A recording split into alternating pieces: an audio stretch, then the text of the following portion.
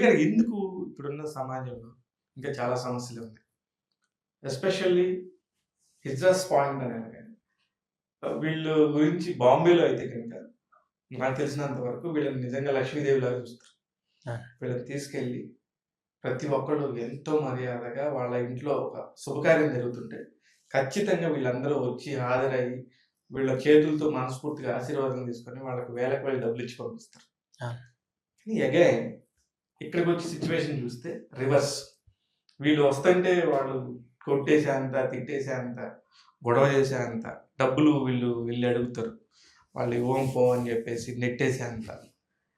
ఒకే దేశంలో బతుకుతున్నాం, అందరు కూడా హిందువులు, అంటే హైందవ దేశం ఇది. అలాంటి హైందవ దేశంలో ఎందుకు సార్ రెండు న్యాయాలు ఉన్నాయి ఇక్కడ?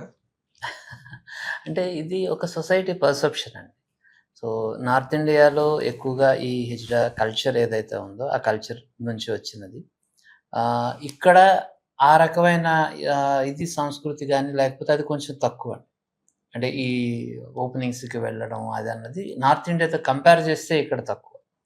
బట్ మీరన్నది డెఫినెట్గా మీడియాలో కానీ లేకపోతే సామాన్య ప్రజల్లో కానీ ఒక రకమైన వ్యతిరేకత ఉంది. యాక్సెప్ట్ చేసేవాళ్ళు చాలా మనస్ఫూర్తిగా పిల్లలు పుట్టినప్పుడు ఫస్ట్ వాళ్ళ చేతుల మీద ఎత్తుకొని ఒక పాట పాడించాలి అనే ఒక ఇది సంప్రదాయం ఇష్టపడేవాళ్ళు, వాళ్ళు దీవిస్తే మంచి జరుగుతుందని ఆశించేవాళ్ళు వీళ్ళు చాలామంది ఉన్నారు. ఎందుకంటే సాక్షాత్తు ఆ రాముడే ఒక వరం ఇచ్చాడు మాకు అని వాళ్ళు చెప్పే ఇది. ఇందులో ఒక చిన్న పోయం కూడా ఒక బ్యాక్గ్రౌండ్ దీంట్లో ఉంటుంది.